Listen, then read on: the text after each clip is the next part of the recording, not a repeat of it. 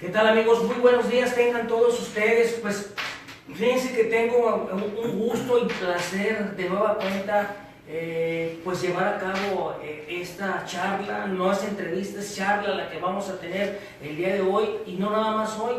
Ya ahorita les vamos a explicar qué es lo que se va a hacer a partir desde este momento. Bueno, pues ahorita nos encontramos precisamente desde el Tribunal de Control y de Juicio Oral del Distrito 6, que tiene sede aquí en Ciudad Guzmán. Quiero yo comentarles lo siguiente. La idea de venir nosotros hasta esta local, hasta esta institución, pues es precisamente de llevarles a todos ustedes que nos están viendo, ya se los habíamos comentado en días pasados, de que vamos a tener por ahí ya algunos programas, algunas cápsulas que inician a partir de hoy, a partir desde este momento de las que ustedes están viendo, donde vamos a tener la participación toda la semana y desde luego con la presencia, con el apoyo de aquí de nuestro amigo, pues hoy por hoy, bueno, pues el juez Daniel Espinosa Licón, mejor conocido para todos ustedes como el juez Licón. Él nos está haciendo pues el favor de apoyarnos en este proyecto tan importante que es de Charlando en Red con César Sarabia, donde nos hemos encargado de difundir precisamente la cultura jurídica, los proyectos sociales, y que él, como pues con el personaje, esta investidura que tiene, bueno, pues hoy por hoy como luchador social también, porque ha aportado mucho a la sociedad, lo que tiene que ver a la cultura jurídica. Bueno, pues él nos hace el favor de integrarse a este proyecto, donde cada semana vamos a estar sacando una cápsula, 2 o 3, dependiendo el tiempo que nos dé. Ahora sí que nuestro amigo el juez Daniel Licón, dependiendo de sus actividades, vamos a estar haciendo cápsulas donde se van a explicar precisamente todo lo que es el procedimiento de juicio oral, desde un inicio hasta donde concluye. Él ahorita bueno, nos explicará más a fondo qué es lo que se va a hacer. Lo que sí quiero decirles es de que va a haber un programa ya, como ustedes todos lo conocen, que se transmite los lunes por el canal 58 de 9 a 10 de la mañana, y en radio abierto en el 580 de AM, y televisión por internet, ya saben, a través del corporativo G Medios, y por Facebook Live, que es donde ustedes están en este momento observándonos. El programa va a ser de 12 por televisión a 3 de la tarde. En ese horario vamos nosotros a transmitir en ocasiones en vivo, en ocasiones vamos a transmitir grabaciones, pero grabaciones donde va desde luego a participar de una manera directa, y donde insisto, nos está haciendo este gran honor nuestro amigo el juez Daniel Licón de participar en esto, pues para que todos ustedes pues tengan más conocimiento en lo que se pueda aportar, que yo creo que va a ser bastante, porque ustedes ya hemos platicado quién es, hemos hablado de su trayectoria, hemos hablado pues de sus participaciones que ha tenido, pero yo creo que ahora nos vamos a ir de una manera más directa precisamente a esto que les estoy comentando yo. Pues déjenme darle la bienvenida ahora sí oficialmente, públicamente, aquí al doctor Daniel Espinosa Licón, juez de control y oralidad del Distrito 6 con sede en Ciudad Guzmán, ya en este proyecto donde va a haber charlas jurídicas para todos ustedes. Doctor, me da un gusto y un placer, de verdad te lo digo de amigo, que hayas aceptado esto, y sobre todo, bueno, porque sé que siempre ha sido un causa justas los que has hecho, y que hoy por hoy esto que vamos a transmitir a través de las cápsulas a toda la gente, pues les va a beneficiar a miles y miles de gentes y seguidores que tú tienes, porque sé que tienes un montón de fans, y que bueno, pues quien no conoce el juez Licón. Entonces, pues yo te doy la más cordial bienvenida, doctor, y que tienes toda mi admiración, tienes mi agradecimiento, y que sé que este proyecto que inicia a partir de hoy va a tener un buen camino, doctor. Muchas gracias, César Sarabia, amigo, gracias por la invitación, por la confianza del programa Canal 58, Charlando en Red. Gracias por la invitación, bienvenidos a esta su casa. Gracias, yo muy contento de nuevo por la invitación, amigo.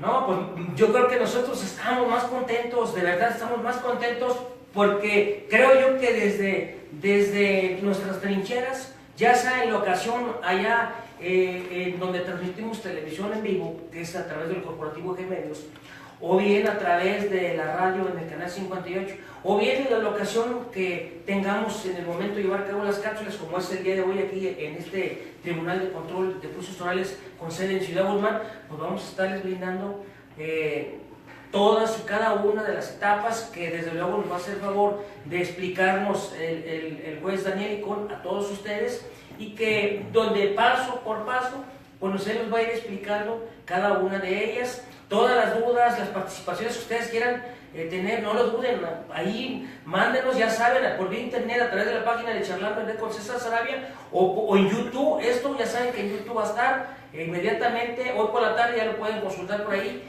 y además vamos a estar haciendo unas ediciones, capsulitas más de alguna manera resumidas, pero que tengan todo lo esencial, lo que nos va a hacer el favor el doctor de explicarnos hoy por hoy. Pues doctor, me gustaría que les dijeras a tu auditorio, porque yo sé que no está viendo tu auditorio, en qué va a consistir precisamente esta participación tuya a partir de hoy. Muy bien, amigo César, pues bueno, la invitación, yo creo que sería interesante de hablar de manera general del tema de las etapas y las fases del procedimiento acusatorio y oral a partir de que cobrará vigencia el Código Nacional de Procedimientos Penales, con el que se da inicio pues al modelo acusatorio, al proceso acusatorio y oral que fue iniciado en una reforma del 2008 en la Constitución. Y entonces platicar sobre esos avances, el reto que tenemos como sociedad para salir avantes de este nuevo modelo de justicia. Decirte pues que cambia pues toda la actuación de los operadores de justicia. De lo más básico, empezamos con un policía. Antes de la reforma del 2008 y antes de que cobrara vigencia las reformas, pues bueno, encontrábamos infinidad de detenciones arbitrarias, encontrábamos infinidad de actuaciones del policía en el que realizaba a veces inventando delitos, inventando circunstancias para poder realizar detenciones. Y bueno, el que exista un juez de control precisamente que tenga el primer contacto para analizar sobre la legalidad de la detención, creo que es un avance que tenemos en una sociedad democrática y de derecho. También he de decir que esta oportunidad que se da de existir un juez de control y que éste revise y analice la legalidad de la detención trae a veces un mensaje adverso, pero eso es parte natural del proceso. ¿Cuál es el mensaje adverso que la sociedad entiende?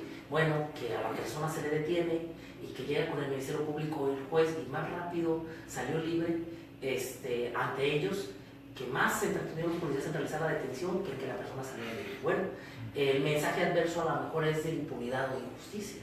Si en el sistema tradicional se quedaba más gente detenida, ¿qué está pasando con este nuevo modelo de justicia? Es decir, por ejemplo, una reflexión que ocurre con un alcalde en el estado de Nuevo León, de Monterrey específicamente, hace una alusión que sus cárceles tenían 7.500 detenidos, que a partir de que cobró vigencia el nuevo sistema de justicia solamente hay 5.000. Y entonces dice que el nuevo modelo de justicia trajo como consecuencia 2.500 delincuentes en la calle, 2.500 personas realizando otra vez delitos, que sus policías realizaron las detenciones y más tardaron en realizar la detención cuando la persona salió libre. Bueno, a eso me quiero referir, a esa mala percepción del sistema de justicia. Y que bueno, el mensaje es, los policías tienen que capacitarse, los ministerios públicos tienen que capacitarse, tienen que generar una coordinación entre ellos para poder realizar una correcta detención, para poder recabar correctamente datos de prueba y podérselos allegar al juzgador para que se analice sobre el control de la legalidad de la detención, si esa fue correcta o incorrecta. Inclusive, en antaño te explicaré, un policía detenía a una persona, lo llevaba al Ministerio Público, el Ministerio Público tenía que analizar si la persona alcanzaba fianza o no. Si alcanzaba fianza y la persona tenía el dinero para exhibirla, la exhibía y salía libre dentro de las 48 horas. Bueno, era la única forma o la que prevalecía para que el Ministerio Público procediera a decretar la libertad de una persona. La otra manera es que llegando a las 48 horas no hubiera medios de prueba en la averiguación previa para que justificaran el cuerpo del delito y la probable responsabilidad y lo dejaran en libertad, que era muy poco. Más bien salía libre bajo caución. El que no salía libre bajo caución y que no tenía la oportunidad de salir a la libertad bajo la otra opción, iba a ser consignado ante un juez. Ante el juez, otra vez se podía solicitar o reiterar la solicitud de fianza el juez reconsiderar la anterior, fijarla una más ecuánime, más equitativa o proporcional a las condiciones económicas del sujeto y salir, pero siempre había la obligación de reparar el daño. Bueno, este sistema inquisitivo del que les estoy hablando, sí, aparentemente llevaba más eficiencia, es decir, llevaba más personas a la cárcel, pero siempre vulnerando un derecho, la presunción de inocencia, porque en aquel sistema siempre actuábamos bajo la presunción de culpabilidad. Consideramos a la persona como probable responsable desde antaño, o sea, ya presumíamos su culpabilidad y él tenía la carga de la prueba de demostrar su inocencia. Con la reforma del 2008 y la posterior vigencia del Código Nacional de Procedimientos Penales, queda de manifiesto el principio de presunción de inocencia, pero nada más como una letra muerta en el Código, sino como realmente un derecho fundamental para hacer valer. En ese sentido, te cuento que ahora tenemos un artículo 140 del Código Nacional que establece que si la persona llega detenida ante el agente del Ministerio Público, es decir, la policía realizó una detención, tiene que ajustar a determinados controles ahora para realizar esa detención. Una vez que realiza la detención, recaba los datos de prueba previa orden del Ministerio Público, se lo pone a su disposición. El Ministerio Público tiene que revisar primero si se va a sustentar que la persona esté detenida o no. Es decir, si hay una prisión preventiva de por medio, si hay la posibilidad de que el Ministerio Público vaya a solicitar prisión preventiva, tiene que llevárselo al juez. Pero si no hay ningún sustento para solicitar prisión preventiva, porque no son de los que la Constitución contempla como de prisión preventiva oficiosa, te digo, homicidio, secuestro, delitos cometidos con medios violentos como armas y explosivos, delitos que son graves de acuerdo a la Ley General de Salud, de acuerdo a los delitos que atentan contra el libre desarrollo de la personalidad y la delincuencia organizada, que son los que de oficio se va a declarar la prisión. Pero también el Ministerio Público, aparte de esos delitos, puede solicitar prisión preventiva tomando en cuenta si existe presunción de riesgo de que el sujeto no va a cumplir ante el proceso. También cuando exista riesgo para la víctima, testigos o comunidad, o cuando exista peligro de obstaculización. Si se dan cualquiera de esos supuestos, el Ministerio Público tendrá que llevar a la persona detenida ante el juez. Si no, el Ministerio Público tiene que ordenar su inmediata libertad. ¿Por qué va a ordenar su libertad? Sin fianza, sin medidas cautelares, solamente medidas restrictivas en protección de la víctima. Bien, pues porque está vigente el derecho de presunción de inocencia. Si yo te tengo detenido desde antes, pues estoy juzgando como culpable. Claro. Entonces, estas reglas son las que imperan en el modelo. Y ahora, que el policía realice una detención, que lo ponga a disposición del Ministerio Público, el Ministerio Público lo suelta, aparenta o se genera una percepción errónea de injusticia o de impunidad, porque más tardaron en detenerlo que en soltarlo. No. El tema es que ahora el Ministerio Público tendrá que recabar datos de prueba para poder detener. Antes actuábamos como aquel refrán que se le atribuye a Doroteo Arango, mejor conocido como Pancho, que decía: usted mate, después dirige. Usted detenga y después vamos a investigar. Ahora las cosas cambian. Ahora, para yo poder detener, tengo que realizar una correcta investigación. Y una vez que tenga datos de prueba que me justifiquen la existencia de un hecho delictivo, la probable participación, ahora sí, entonces nos vamos en presencia del juez. En ese sentido, se le ponen de alguna manera candados a actuar tanto policial como del Ministerio Público. Así, en ese sentido, te diré, es una mala percepción que la población todavía no entiende. ¿Cuánto tiempo nos vamos a tardar en entender, en adaptarnos a este nuevo sistema de justicia? Si recordarás, amigo César, la reforma fue en el 2008 y se dio un vacatio legis, es decir, un espacio vacante que no iba a iniciar la vigencia de la reforma constitucional sino 8 años después, que se cumplieron entonces el 18 de junio del año pasado. Bueno, en ese sentido, el tema es: ¿por qué nos esperamos hasta el final? Como buenos mexicanos, dejamos todo al último. La verdad es que en la reforma constitucional se planearon 8 años porque era el proceso cultural, es decir, un proceso de adaptación. No era nada más tener el código, tener las instalaciones preciosas que tenemos al día de hoy, dignas, para darle una atención con toda la dignidad que se merecen a los usuarios de la Administración de Justicia, es decir, a la víctima, al imputado, a un testigo. No era nada más las instalaciones, sino era todo un proceso cultural de entendimiento en la sociedad, que todos los operadores entendiéramos y además que permeáramos en toda la sociedad el nuevo sistema de justicia y cómo eran las reglas del juego ahora, cumpliendo con todas las reglas de un debido proceso, respeto de derechos humanos, no nada más del imputado, sino de la víctima, y equilibrar, encontrar en un plano de igualdad, de equidistancia y de equilibrio los derechos tanto de la víctima, de su derecho a la tutela judicial efectiva, como del imputado de un debido proceso.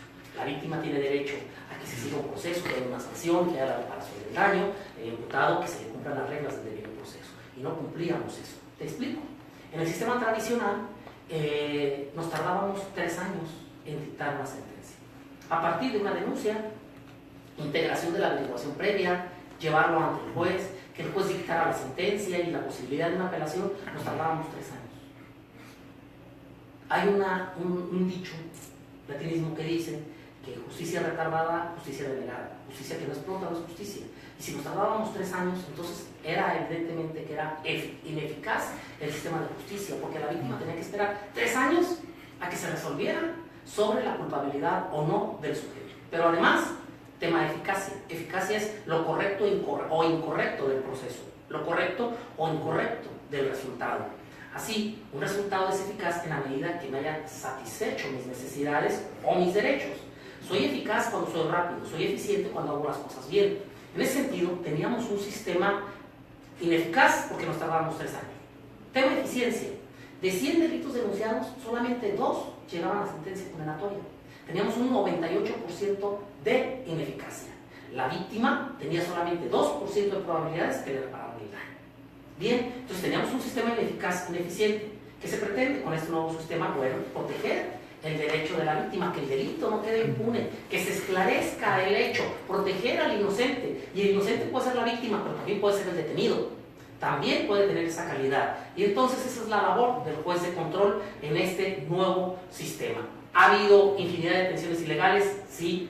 ¿Ha habido infinidad de libertades? Sí. Casos paradigmáticos que han salido en la prensa, como el llamado, erróneamente, o así lo subtitularon, robachicos. Era un robo de infante, donde sucede en el municipio de Tlajomulco, detienen a la persona por haberse apoderado sin derecho y sin consentimiento de un menor de edad, sin derecho y sin consentimiento de que legítimamente ejercía la patria potestad. De acuerdo al artículo 179 del Código Penal del Estado de Jalisco, está contemplado como robo de infante. Bien, el Ministerio Público, el policía, después de realizar la detención, se traslada al Ministerio Público de la Población a ponérselo a disposición, y el Ministerio Público le dice: no, yo no te lo puedo recibir, ese tipo de asuntos yo no conozco, tienes que ir a la calle 14. El policía se traslada a calle 14, donde lo hacen esperar, hacer fila, esperar para que le asignen a un Ministerio Público que lo atienda y que le diga cuáles registros tiene que llenar, o si están bien llenados o no los registros de investigación.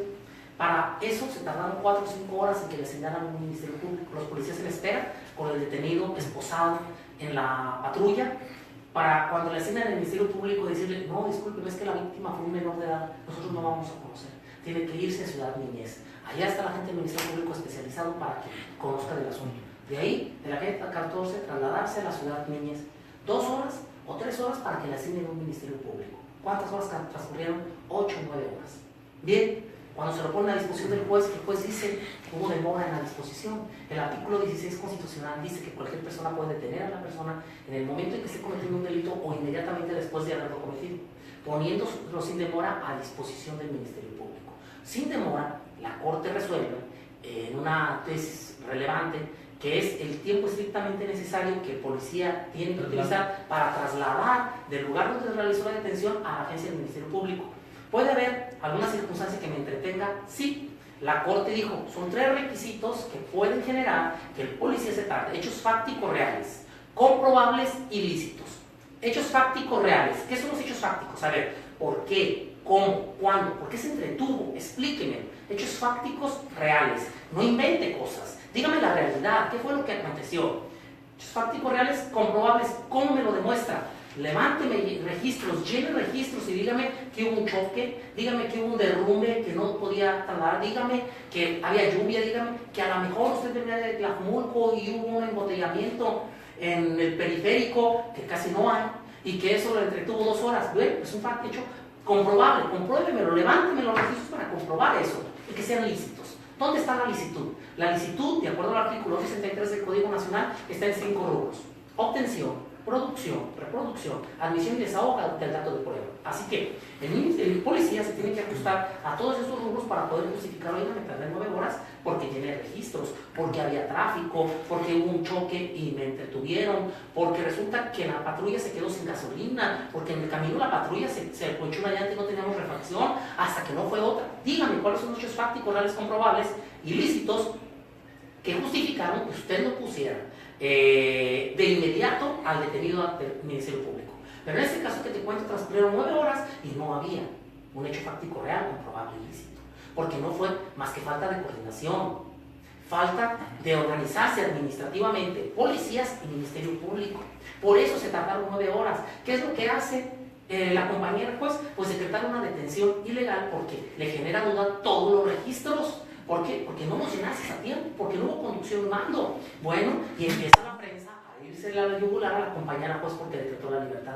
¿Cómo es posible que con tanta facilidad haya decretado la libertad de ese robachicos? Sí, pero si el policía no hizo bien su trabajo, si el Ministerio Público y el policía no se coordinaron, pues hay que generar unas fallas. El mensaje no es impunidad, no es injusticia, el mensaje hagan las cosas bien, el mensaje es capacítense, el mensaje es organicen, necesitamos organización, necesitamos coordinación, y no es la coordinación un gesto de buena voluntad de los policías o del Ministerio Público, es una obligación impuesta en el artículo 21 constitucional. ¿Por qué? Porque lamentablemente la delincuencia sí está organizada, ellos sí se organizan, porque el policía y el Ministerio Público no se organizan. Y es una imposición constitucional. La falta de coordinación, la falta de organización, la falta de capacitación son ingredientes perfectos para la impunidad y la injusticia. No es el sistema de justicia. Es la falta, entonces, de esos ingredientes que todavía no permean, que todavía no cuajan, que todavía no cuadran en los operadores de justicia.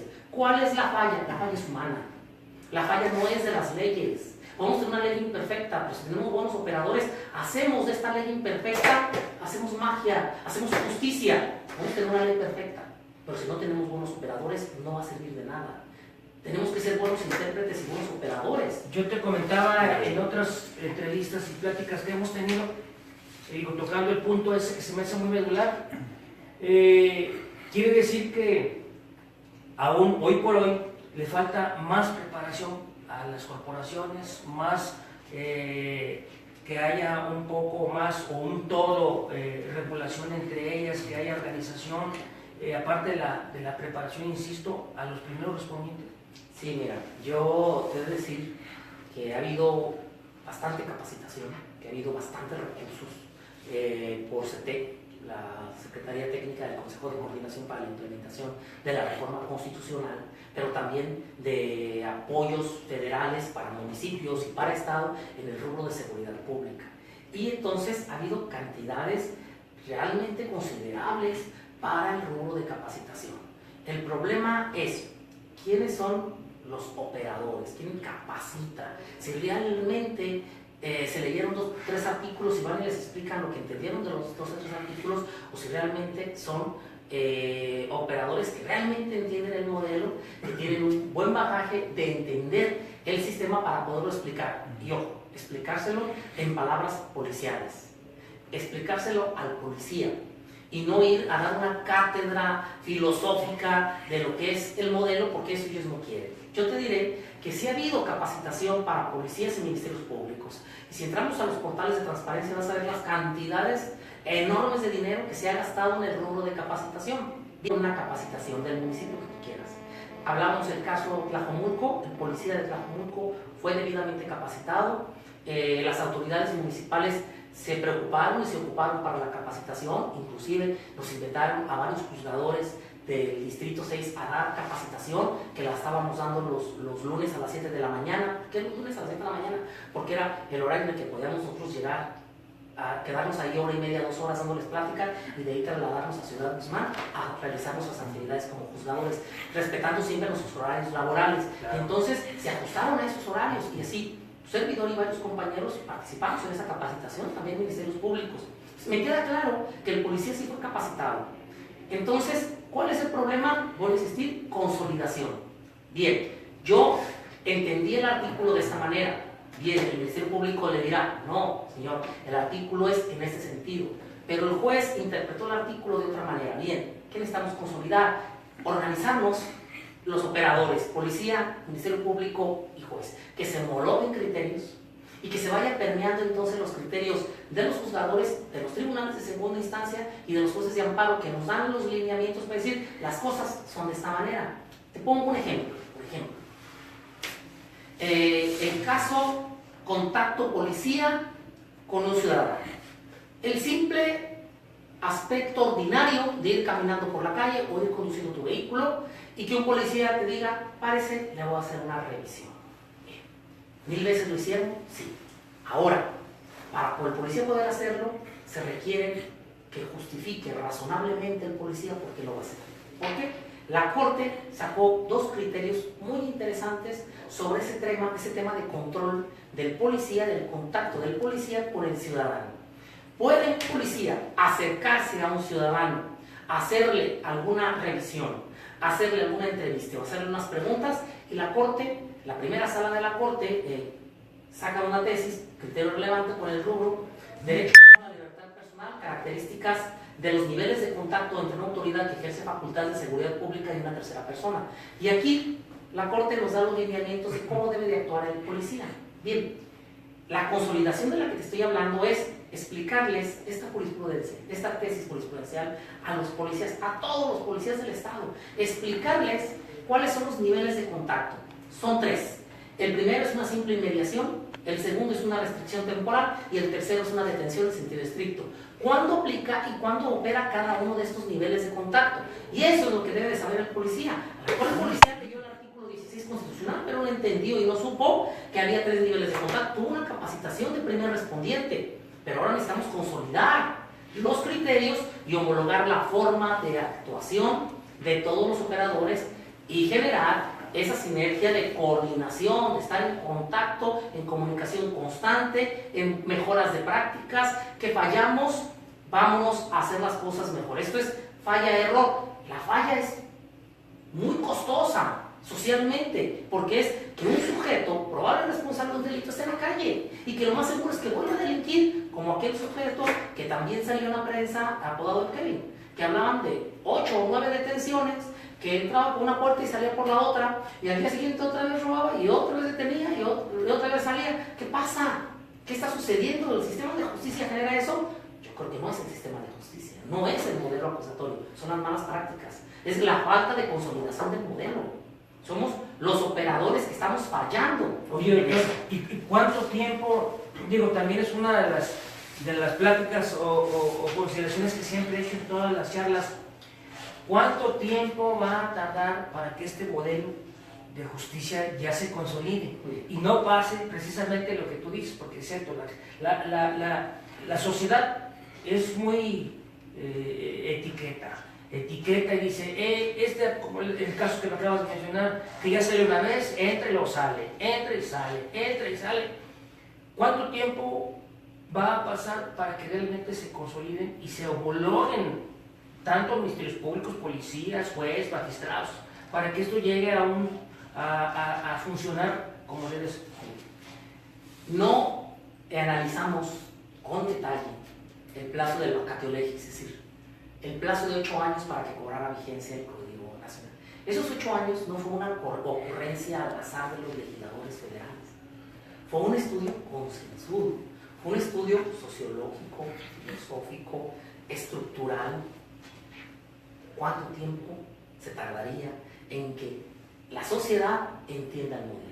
¿Cuánto tiempo tardaría en que los operadores vayan aceptando el modelo, lo entiendan, lo comprendan, se vayan generando esos criterios de homologación, que se vaya consolidando ese modelo? Había muchas variables, ¿de acuerdo?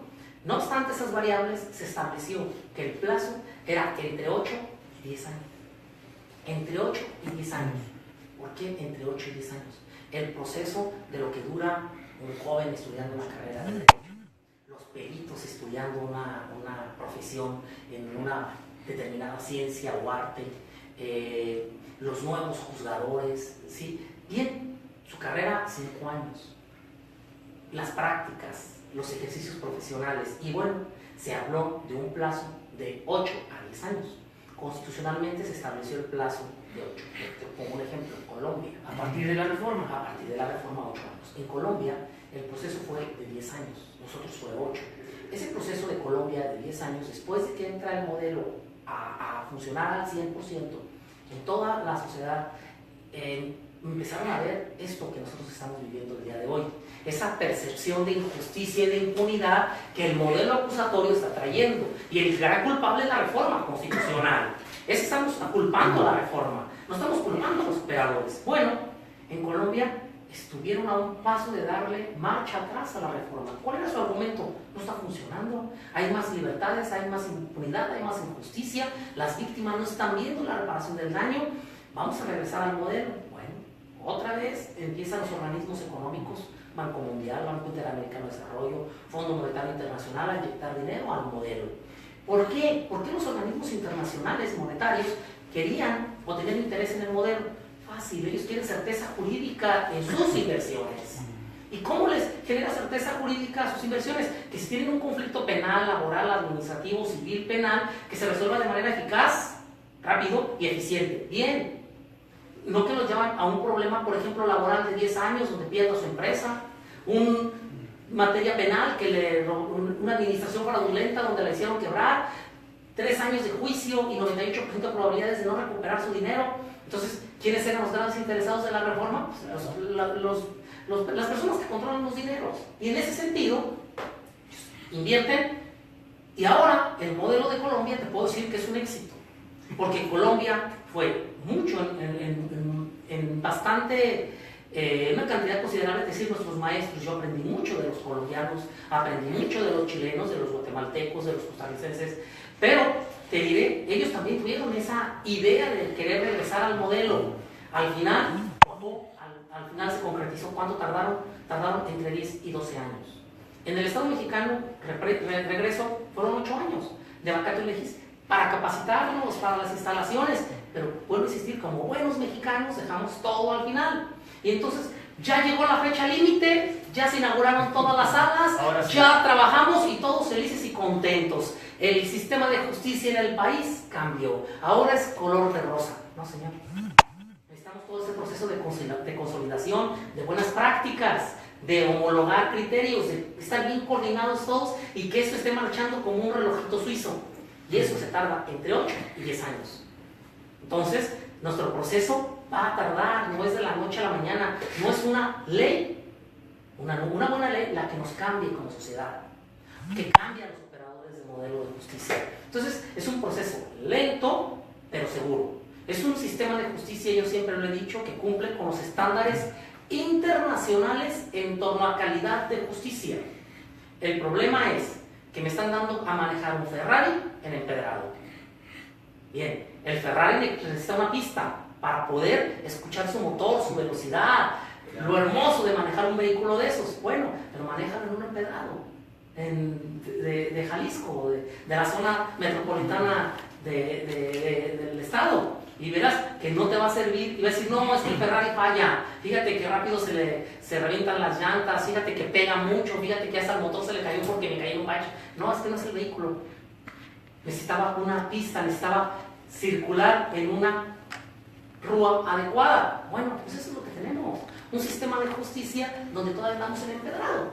Necesitamos consolidación y generar buenas prácticas, y eso es el proceso en el que estamos. Y, por ejemplo, tocando este punto, vamos a tratar otros puntos más, dependiendo del tiempo que tenga aquí el autor, pero ¿qué le recomendarías? Digo, no nada más al sistema, sino yo creo que a toda la sociedad, porque a la sociedad en general nos interesa este nuevo modelo. Pues ahí están los ejemplos que acabas tú de mencionar, de decirnos de que ya salió, que es garantista, que tuvo culpa el juez, que tuvo culpa el Ministerio Público, que tuvo culpa el policía. ¿Qué recomendación le darías tú a la gente? Porque nos está viendo, obviamente nos ven muchos abogados, nos ve policías, nos ve ciudadanía, nos ve mucha gente. ¿Qué es lo que debe o qué debemos, me incluyo, de hacer para que, y ya nos comentaste muchos ejemplos, pero algo que tú puedas de alguna manera muy personal recomendar para que esto vaya funcionando, para que nosotros entendamos más este modelo? Yo creo que hay un organismo que se llama la CETEC, en materia federal, Secretaría Técnica del Consejo de Coordinación para la Implementación de Reforma Constitucional, de la que se habla que va a desaparecer porque pues, era para implementar, ya está implementado en todo el país, entonces ya no es necesario.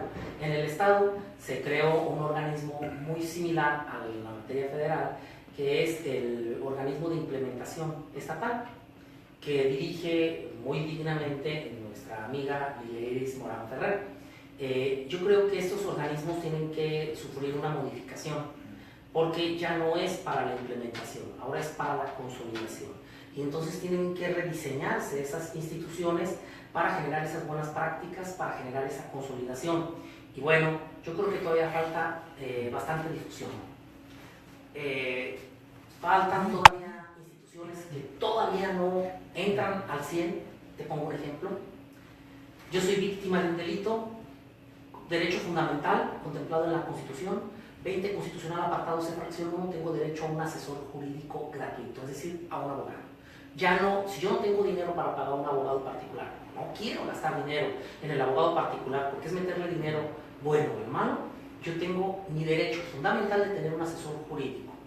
Debió de haberse creado entonces el organismo de atención a víctimas. En materia federal existe, en materia local existe el organismo, pero no ha habido el dinero para crear las plazas de asesores jurídicos. Entonces, tenemos que buscar una manera, una forma de que se cubra esa ausencia y que se dé el servicio adecuado a la víctima de asesoría, de orientación y de intervención en su nombre, en las audiencias. Al día de hoy no existen, amigo César, no existen.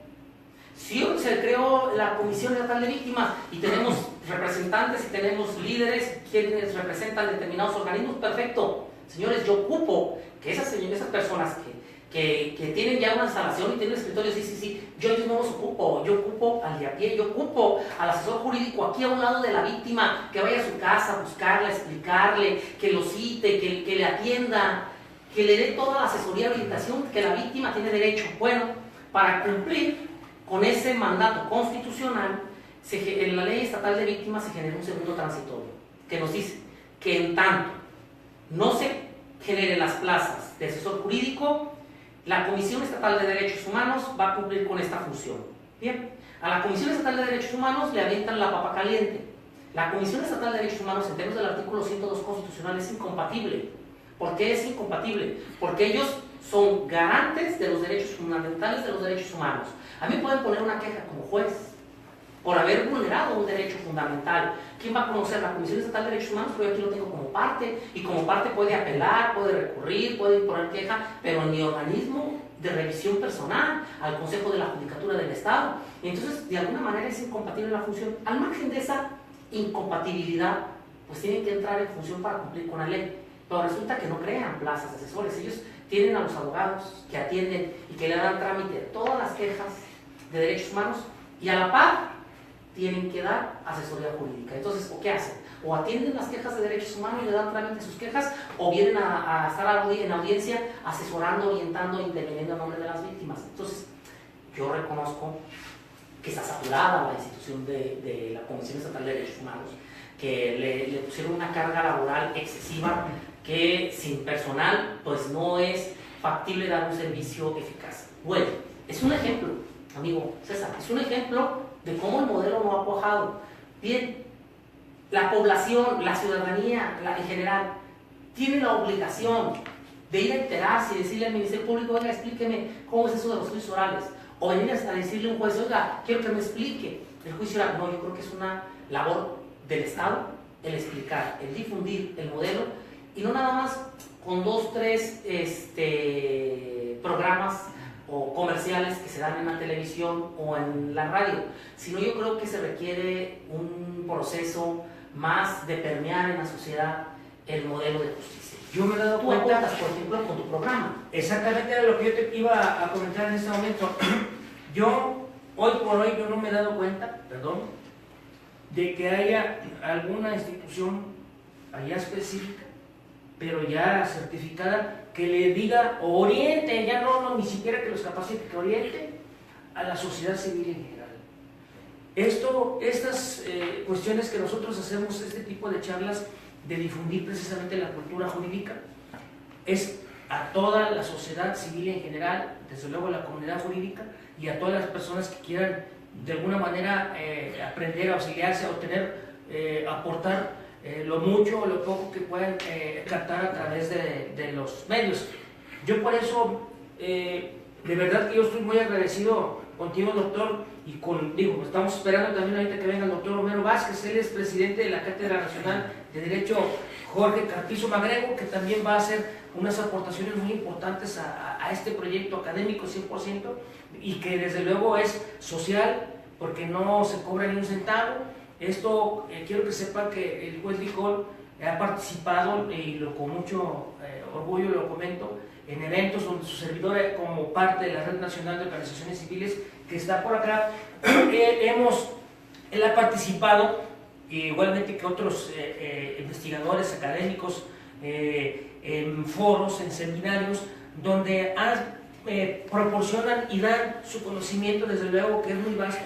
A veces los tiempos son muy cortos, pero con lo que nos alcanzan ellos a proporcionar, pues nos dan mucho a la ciudadanía. Y que bueno, quiero que sepa que el doctor Licón es una de esas personas, ¿no?, que lo distingue, y de veras yo he tenido muchas pláticas, y lo digo, lo aprovecho yo el momento para que toda la gente que nos está viendo, y ustedes están de acuerdo conmigo, pues es un personaje que finalmente, bueno, pues nos ha aportado mucho socialmente. Entonces, él ha participado, les reitero, de alguna manera en muchos otros eventos donde nos ha dado de una manera gratuita, desde luego, pues sus conocimientos, y que este tipo de programas lo vamos a hacer, y que hoy, bueno, con la invitación que le hizo su servidor aquí el doctor, y que él acepta amablemente participar dentro de este proyecto para difundir precisamente la cultura jurídica, y que lo mucho que él va a aportar, bueno, pues le sirva a todos ustedes.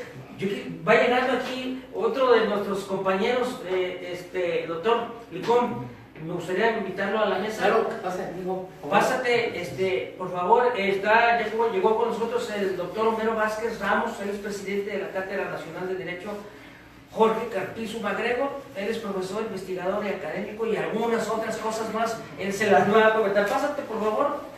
Bienvenido.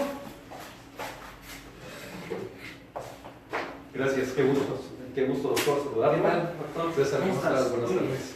Bienvenido a este Gracias, espacio. muy bueno. Pues estábamos, precisamente ya nos hizo una grande exposición aquí el doctor, el juez Licón. Ya lo presentamos públicamente, de que, bueno, pues vamos a llevar a cabo cápsulas, programas, a partir de hoy. Obviamente ya en definitivo a partir del día 6 de marzo pues ya inician los programas de televisión y de radio, pero que ya las cápsulas y entrevistas que podamos hacer transcurren desde este momento, y donde, bueno, pues ya nos dio más o menos el doctor Licón algo, digo que falta bastante, y ahorita nos va, cuando menos que nos comente las etapas, lo que vamos a hablar dentro de estas cápsulas. Bueno, ya nos distanciamos un poquito, pero sí me gustaría, doctor, que nos comentaras, pues eso que nos decía al principio, las etapas, que se me hizo muy interesante para que la gente sepa lo que van a ver dentro de todo este proceso, que va a llevar pues un buen tiempo, y que quiero yo que dure mucho, bueno, porque pues contar con este personaje pues no es tan fácil. Adelante. Gracias, amigo. Ahora vamos a contestarte la pregunta en torno a que dejaste en el aire, en torno a la institución, Sí, que explique a las víctimas sobre sus derechos, así es. y sobre el procedimiento. Bueno, pues de acuerdo a la ley nacional de las víctimas y de la ley estatal de las víctimas, pues es la comisión. En materia federal es la Comisión Nacional de Víctimas, en materia estatal la Comisión Estatal de Víctimas, que te digo está funcionando como a un 50%, porque si bien ya hay quien dirige, un secretario en esta comisión, y quien representa a diversos organismos o sectores de la sociedad, lo cierto es que aún no les llegan los recursos para crear, vuelvo a insistir, a esos operadores que necesitamos, que son los asesores jurídicos, que estén ya de planta abogados titulados, que es el requisito que nos pide la ley, para dar esa orientación, asesoría e intervención, que son los 3 rubros que tiene que cubrir. Bien. Así dejo cerrado entonces pues respondo a la pregunta que dejaste en el aire. Claro, claro. Las cápsulas que charlábamos, amigo, bueno, pues es una explicación muy rápida de cómo está conformado todo el modelo, desde las 3 etapas que conforman el modelo acusatorio, que es la etapa de investigación con sus dos fases, una fase inicial, una fase complementaria. La fase inicial que va bajo la conducción y mando del Ministerio Público, la complementaria que es ya sometida a control judicial, que finaliza con un cierre de investigación complementaria y continuamos a la siguiente etapa, que es la etapa intermedia, que también tiene dos fases, que es la fase escrita, que es el tema de la acusación, el tema de depuración, y la fase oral, que es donde se termina o concluye con un auto de apertura a juicio oral, pero también esta fase es de depuración, su objetivo es depurar, su objetivo es que no se vaya a juicio oral un conflicto, un proceso penal, estoy hablando cuantitativamente grueso en torno a las pruebas, sí, que vayamos depurando pruebas inconducentes, impertinentes, irrelevantes, sobreabundantes, que vaya nada más estrictamente en los temas que hay debate, incluso que las partes lleguen a acuerdos probatorios o convenciones probatorias, decir, bueno, yo no tengo ningún debate en decir que sí hubo un homicidio, eso no se va a debatir en juicio, nada más mi proyecto es que mi cliente no fue, entonces eso se va a ir a debatir y poder celebrar entonces convenciones probatorias respecto a determinados hechos y circunstancias. Y entonces la depuración es que también, que se vaya depurado ese proceso a juicio, pero también que no todo se vaya a juicio.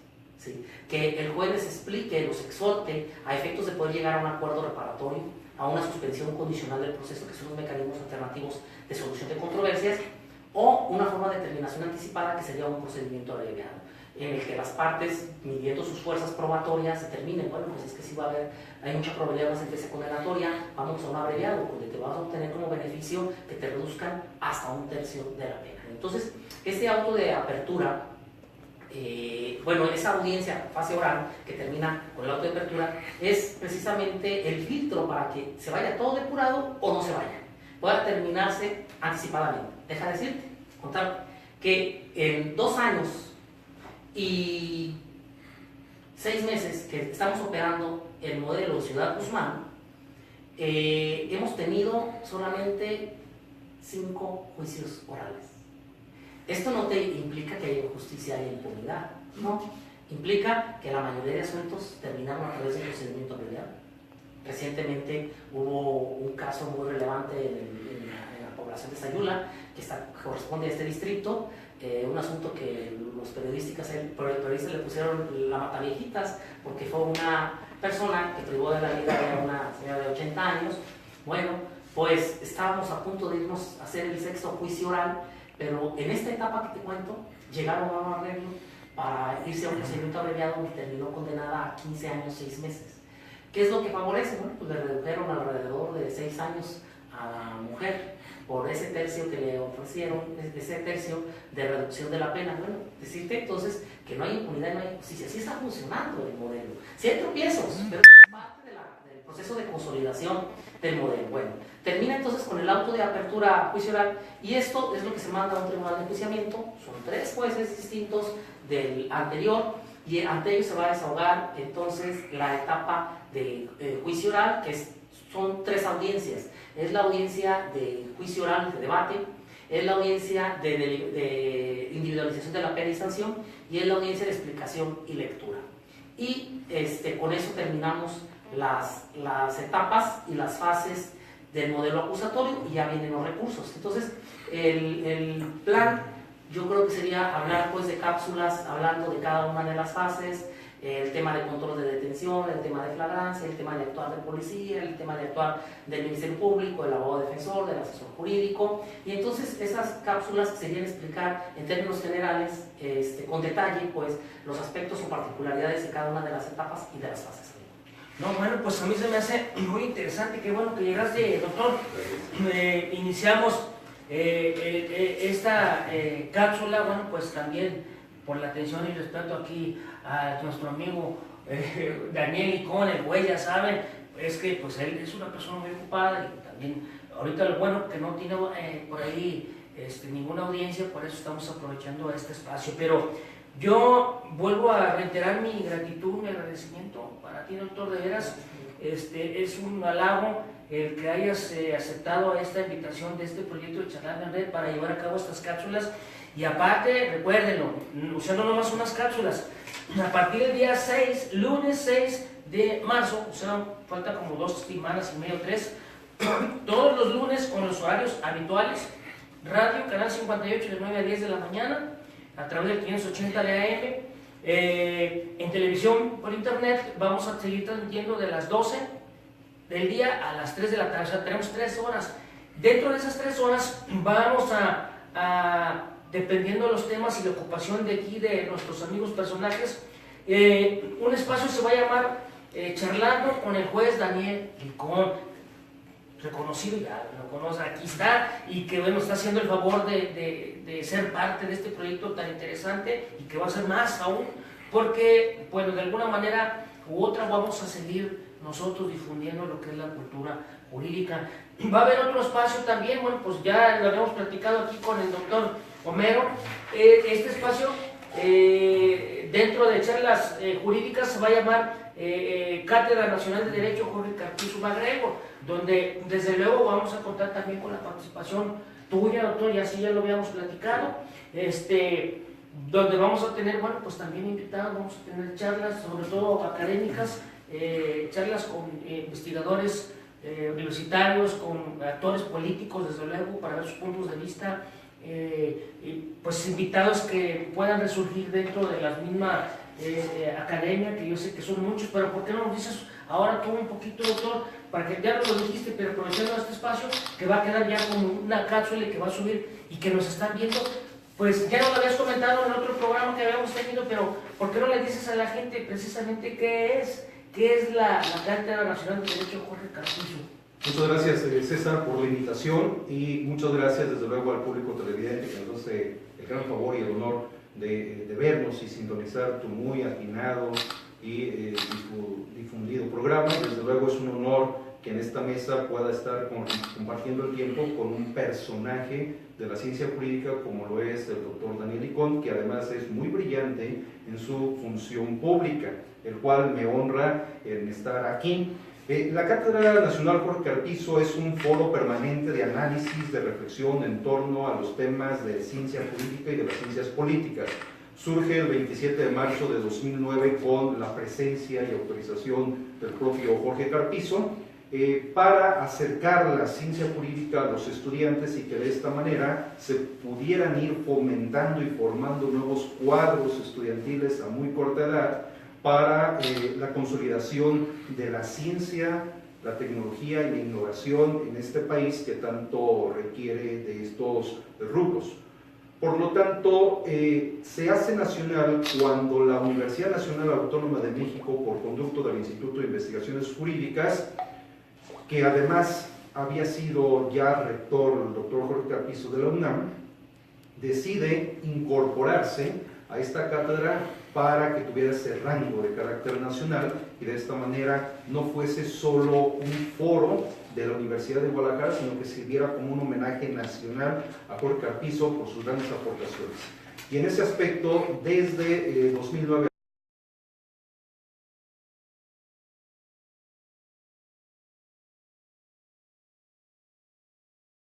de Investigaciones Jurídicas de la UNAM, porque así se consideró.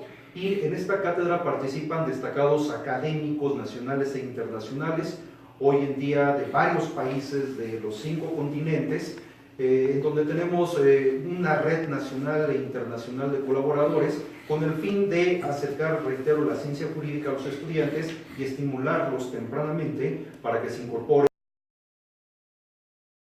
Eso nos ha abierto las puertas de universidades extranjeras.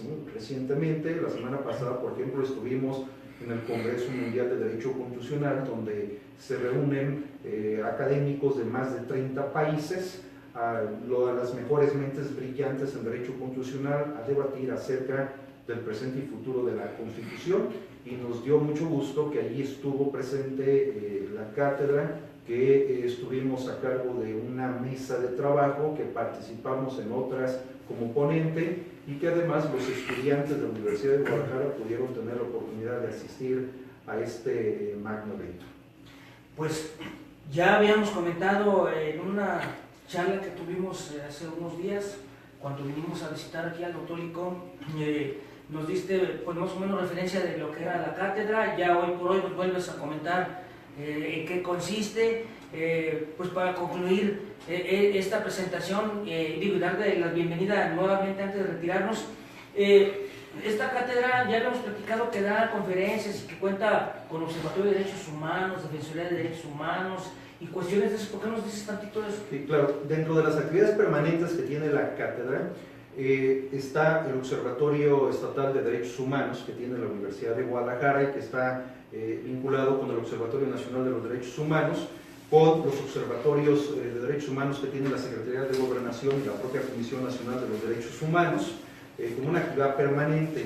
De igual forma tiene un área que se llama Defensoría de los Derechos Universitarios, porque entendemos que es sumamente importante que nosotros como estudiosos y estudiantes del derecho, pues comencemos a valorarnos y a defendernos a nosotros mismos para poder tener la habilidad de defender a otras personas. Entonces, dice el dicho popularmente, y creo que es una filosofía popular muy cierta, el que es buen juez por su casa empieza, y tenemos que iniciar por nosotros mismos. Luego tenemos un programa que se llama Estimulación Temprana a la Investigación, que junto con el programa que tiene la Universidad de Guadalajara, titulado Estímulos Económicos a Estudiantes Sobresalientes en el rubro o área de motivación a la investigación, pues hoy fomentamos que los estudiantes a muy corta edad participen en actividades de investigación y hemos podido consolidar grupos en competencias nacionales e internacionales que nos han dado buenos resultados. Por ejemplo, lo comentaba la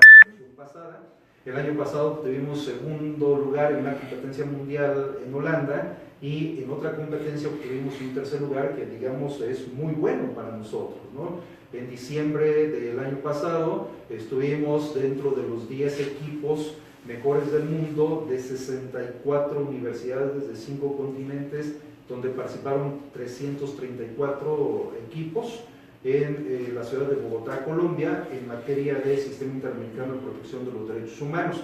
Entonces, bueno, esto nos da cuenta que este tipo de programas permanentes sí están dando resultados y es con el fin de acrecentar el nivel académico y humano de los estudiantes. Aunado a ello, tenemos una serie de conferencias de manera permanente, tenemos 4 seminarios permanentes que realizamos en coordinación con universidades latinoamericanas y europeas, tenemos actividades de cine, actividades de debate, promoción y difusión de la lectura, un concurso interno de ensayo político, ensayo jurídico y tenemos actividades al aire libre con el fin de estimular las cuestiones de las humanidades entre los estudiantes que creemos nosotros son sumamente importantes para ese crecimiento humano que necesitamos y requerimos todos para ser mejores profesionistas y mejores miembros de esta sociedad. ¿En dónde la gente que nos está viendo, dónde puede encontrar o dónde puede ingresar para que vean lo que es la academia? Con todo gusto pueden ingresar a la página del CUSUR, que es www.cusur.udg.mx. Esa es la página central de nuestro centro universitario. Casi en la parte final van a encontrar un recuadro con la leyenda Cátedra Nacional Jorge Carpizo, ahí le pueden dar un clic y eso inmediatamente les lleva a nuestra página, en donde van a encontrar ustedes un menú de diferentes opciones, desde las actividades próximas que se llevan a cabo dentro de nuestra universidad a nivel nacional y en el extranjero, hasta el organigrama de todas las personas que participan en nuestros comités directivos y los colaboradores, los convenios que tenemos suscritos con diferentes universidades e instituciones nacionales y extranjeras. Tenemos también allí una pequeña revista electrónica que se llama Letras y Sentimientos, donde los estudiantes empiezan a expresar sus diferentes puntos de vista. Tenemos nuestras redes académicas nacionales e internacionales, nuestras competencias, nuestros grupos, una galería de videos de las diferentes conferencias, una galería de fotografías y desde luego el listado de los libros que hemos estado publicando y que nos gustaría bastante que el público televidente pudiera consultar, leer y hacernos los comentarios respectivos de lo que estamos haciendo. Pues ahí está muy bien. Yo quisiera decirle ahora sí al doctor, al doctor y juez, como ustedes lo conocen, Licón o Daniel Licón. Yo quisiera que aprovechar el espacio para que nos hables tantito de tus obras, estas que están aquí en la mesa, pues para que la gente pues se entere. Me hizo favor de obsequiármelos, pero estos yo no sé si ya están... Sí, están a la venta, sí, claro. Este Código Penal del Estado, lo único adicional es precisamente pensando en que los abogados no nos gustan las matemáticas y que en el andamiaje laboral, como penalistas, ya como litigantes, ministerios públicos, como jueces, tenemos que sacar constantemente cuentas para saber, por ejemplo, cuánto tiempo opera una prescripción de la acción penal, por ejemplo, para determinar si admite o no admite suspensión condicional del proceso, sacar el término medio aritmético, para establecer el procedimiento abreviado, hasta qué tanto me pueden reducir, cuánto es un tercio de la pena, que no entiendo, no quiero sacar números, no quiero sacar cuentas. Bueno, pues delito por delito se estableció un recuadro donde se estableció si el delito es de oficio, es de querella, cuál es la penalidad, cuál es el término medio aritmético, en cuánto tiempo prescribe, si admite acuerdo reparatorio, si admite suspensión condicional del proceso y si admite procedimiento abreviado. Y está en cada uno de los delitos. Y al final está el recuadro, en términos generales, ya delito por delito, ya nada más dando las cantidades. Entonces, fue pues un trabajo para facilitarnos la vida en torno a las aritméticas y no estar sacando cuentas rápido ahí en las audiencias y rápido saber cuál es el tiempo que se requiere, cuál es el plazo que me pueden reducir o cuánto tiempo opera la prescripción, y de manera también rápida establecer cada delito si admite o no admite un acuerdo reparatorio, si admite o no admite una suspensión condicional del proceso o si admite una forma de terminación anticipada y cuánto es el beneficio que podría obtener en torno a la forma de terminación anticipada, que es el procedimiento abreviado. Esto es entonces el Código Penal para el Estado de Jalisco relacionado con las soluciones alternas y forma de terminación anticipada en relación con el Código Nacional. Y bueno, el tercer obra que sacamos, que ha sido criticada porque le pusimos manual práctico de interrogatorio y contrainterrogatorio. Alguien me dice, bueno, ¿hay algún manual impráctico? Bueno, es que hay manuales teóricos y este es un manual nada más de pura praxis. ¿De qué es lo que sucede en la audiencia? 2 años y meses que hemos estado trabajando en este distrito, con los juicios orales que hemos tenido y en las pocas audiencias de vinculación que solicitan interrogar a un testigo, nos hemos dado cuenta que los abogados no saben interrogar. Piensan que el interrogatorio es igual como lo han desahogado en materia civil o lo han desahogado en materia penal tradicional, que diga el testigo y ahora las cosas cambian. Ahora es un interrogatorio libre, solamente tenemos 9 causales de objeción. Entonces, no me dice qué puedo hacer, me dice qué no puedo hacer. Y en ese sentido, se genera este manual para precisamente explicar cuál es la forma de hacer un interrogatorio, cómo comenzar a hacer un interrogatorio, un poco de lectura del lenguaje corporal que ahora es necesario para entender el tema de los testigos. Así, aquí explicamos, por ejemplo, el tipo de objeciones de una manera muy rápida, de acuerdo al Código Nacional.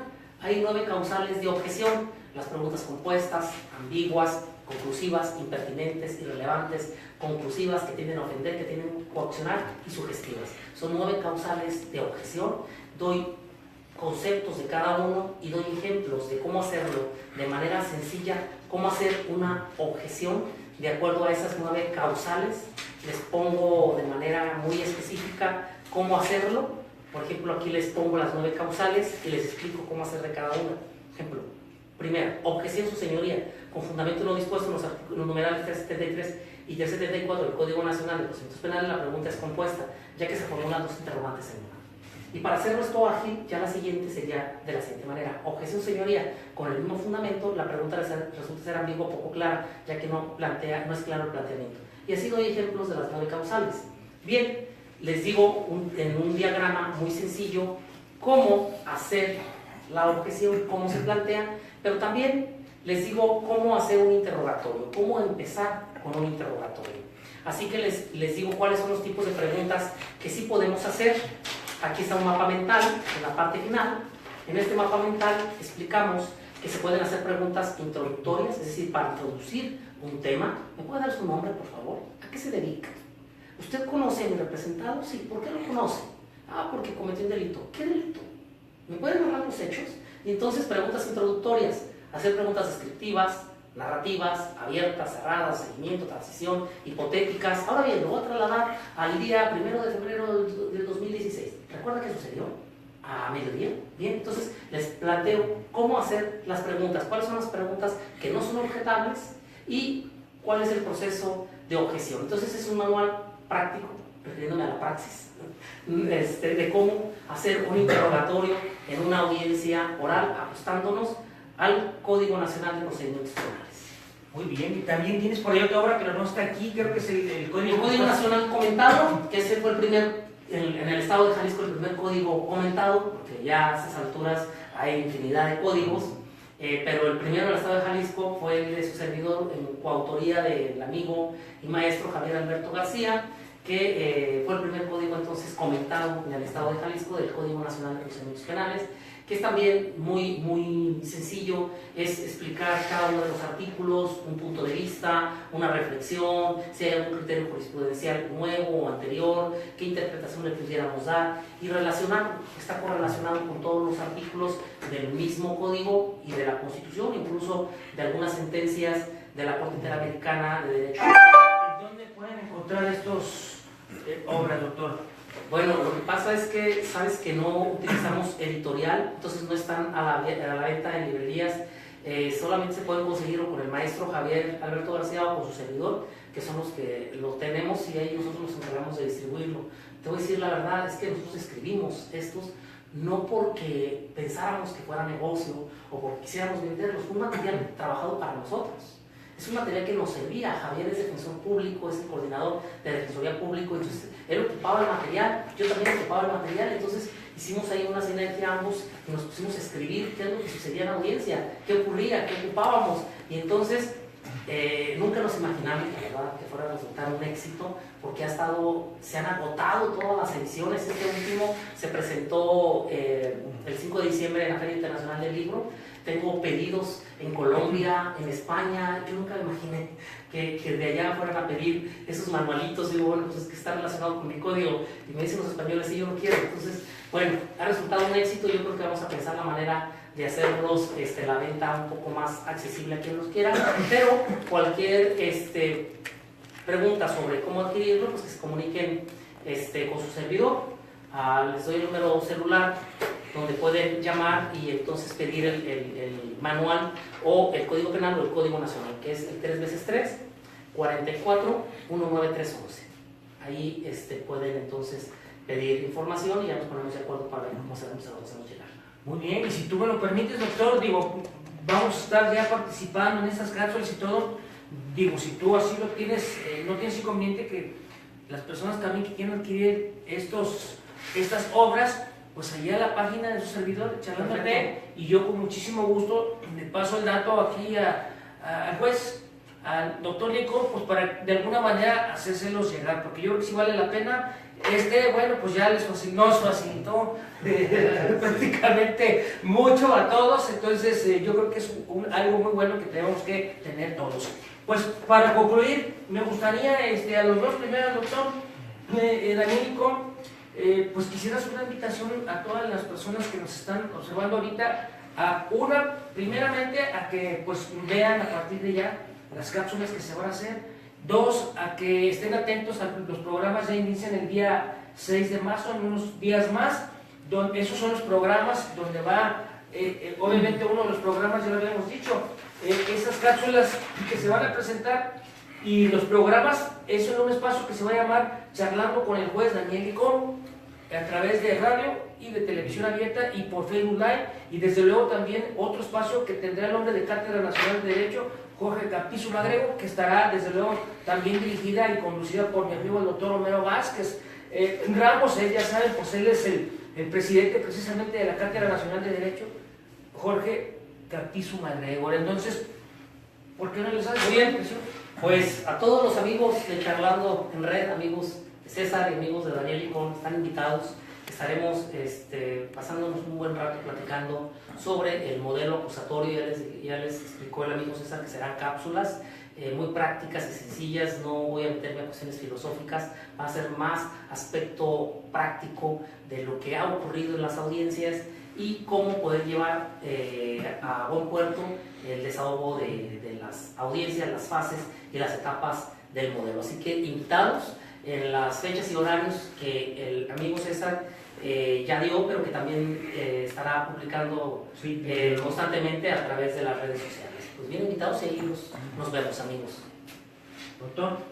Muchas gracias, César. Desde luego, al público televidente y los radioescuchas, estén muy al pendientes de estas próximas cápsulas.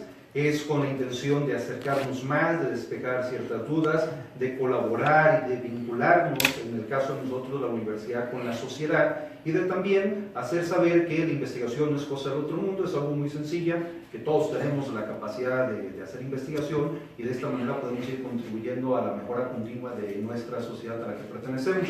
Así es de que todos estén muy atentos. César Sarabia va a estar publicando los horarios, las fechas y los invitados para que no se pierda ninguno de estos programas y ninguna de estas cápsulas. Y desde luego, en el caso muy particular del doctor Daniel Icón, pues siempre es un privilegio, un honor y un placer escucharle. Un hombre muy sencillo, pero con una gran capacidad jurídica, que sus conocimientos adquiridos a lo largo de la experiencia personal y de las diferentes aulas universitarias que ha tenido el privilegio de visitar, pues ahora nos comparte estos conocimientos y reitero, siempre es un placer escucharlo y hay que estar muy atentos a cada una de sus entrevistas y desde luego pues una invitación para que lean sus obras que son magníficas, como lo acaba de señalar nuestro amigo César Sarabia. Ya nos facilitó mucho la existencia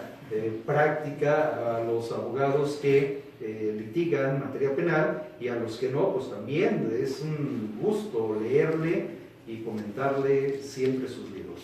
Muchas gracias, César, y doctor, muchas gracias por compartir la mesa conmigo. No, pues, gracias a ustedes, gracias a toda la gente que nos está observando en este momento. Denle like. Yo voy a platicar aquí con el doctor. A ver, vamos a ver de alguna manera, bueno, ahora sí ya compañeros de este proyecto tan importante. Yo sé que se están vendiendo estas obras, pero de alguna manera vamos a hacer algo para poderles obsequiar a ustedes, no sé, cada semana o cada 15 días, algo para que ustedes pues puedan de alguna manera tener acceso a estos obras. Yo sé que hay muchas personas que no tienen el recurso. Yo siempre he estado peleado con esa situación y apoyando a la gente, ustedes me conocen, y no va a ser la excepción.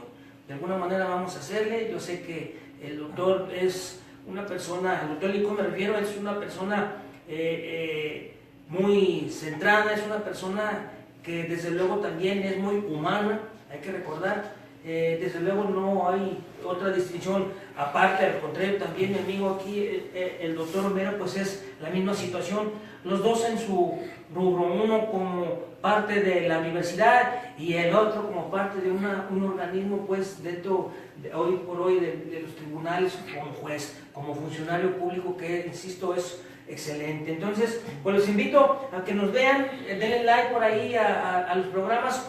Y esto también se va a subir, recuérdenlo, a través del YouTube, porque tenemos un canal de YouTube. Súbanse, denle like, inscríbanse ahí van a estar viendo todo el material que vamos a hacer. Y probablemente, digo, no me voy a adelantar, pero va a haber por ahí algunos cursos o un diplomado. Yo estoy por ahí platicando con otras personas que están haciendo maestrías, donde nos van a echar la mano para podernos dar algunos apoyos para que la gente que pueda inscribirse, bueno, pues pueda contar con estos beneficios. Doctor, pues muchas gracias y bienvenido. Gracias, doctor. Gracias, doctor. Gracias, y pues gracias a todas ustedes y a Héctor que está allá atrás, que nos está haciendo el favor de filmarnos. Ojalá que ahora sí no falle. Ahí estamos con todos ustedes y pues nos vemos y buena tarde.